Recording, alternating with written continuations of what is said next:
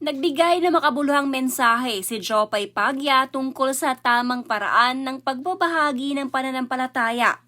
Ayon sa kanya, hindi dapat ipilit o ipagmataas ang faith, kundi ito'y dapat isabuhay sa pamamagitan ng pagmamahal, malasakit at pag-unawa.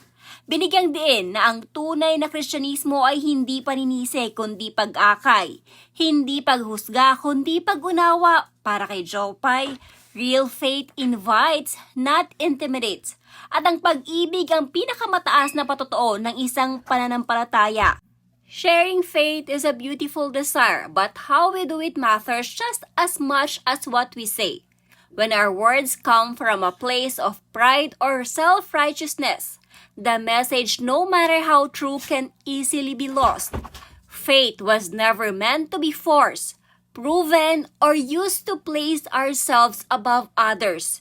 It was meant to be lived out in love.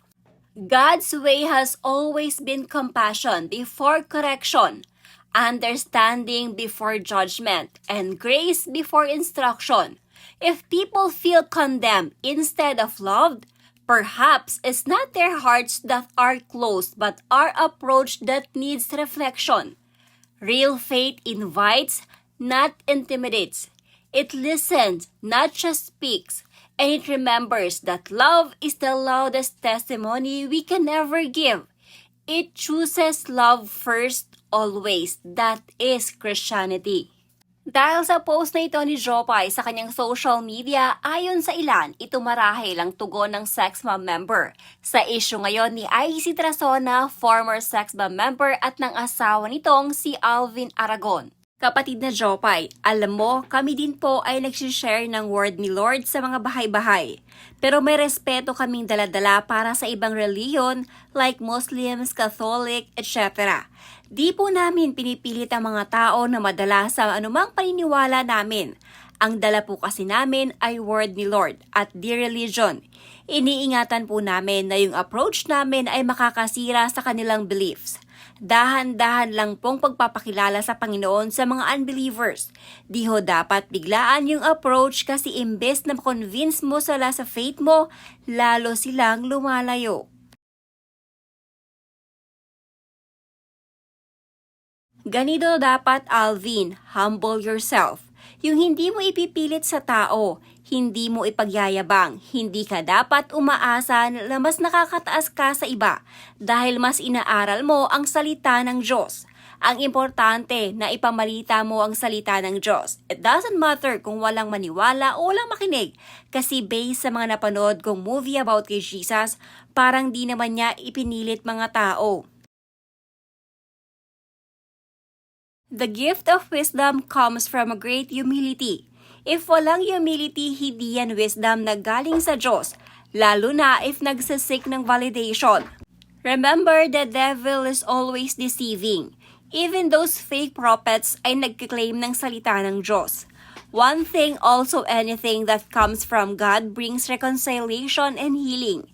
If division ng dala, galing yan sa dyablo.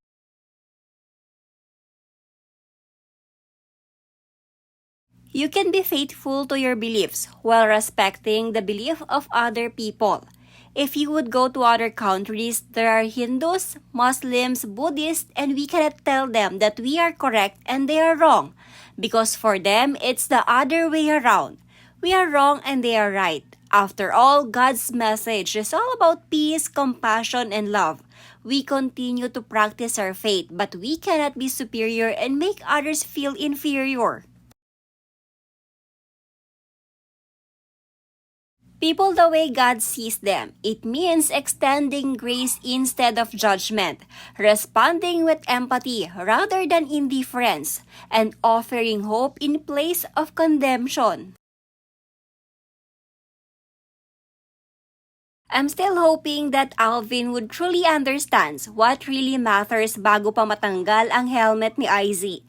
At the end of the day, hindi siya Diyos para magdikta ng mga bagay-bagay. At the end of the day, hindi siya Diyos para magdikta ng mga bagay-bagay. Will daw ni Lord o will niya lang? Nakakaawa, matalino sana pero hindi ginamit ng tama. Ang pagsusuot ng damit modestly at hindi makikibahagi sa anumang activity na makamundo ay bahagi rin ng real faith. The Bible commands it as not conforming to the world. Yung pamamaraan ni Sir Alvin, the way he delivered his statements may not be commendable at pwede pa niyang i-improve in time. Pero yung content ng sinasabi niya about homosexuality at about sa hindi pag-join sa inyo ni Ma'am IC is very consistent with the Bible. And then still there are peoples na kagaya ni Alvin Aragon na sinasabi only Christians will understand him. I don't think so. Instead, only those who have the same mindset as him will understand, not all Christians. Kasi ang mga totoong naniniwala sa Diyos at nananampalataya will never judge anybody. Instead, iintindihin nila ito at mas lalong mamahalin pa. Because God is love, hindi mangmamaliit ng tao. Hindi gagamitin ang salita ng Diyos as weapon to hurt others.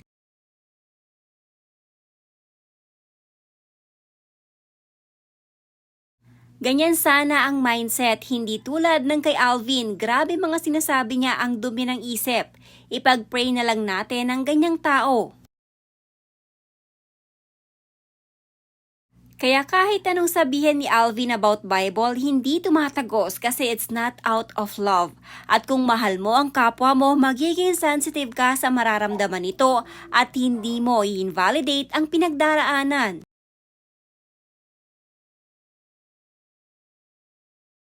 Ganyan dapat, speak with love and compassion, not condemnation.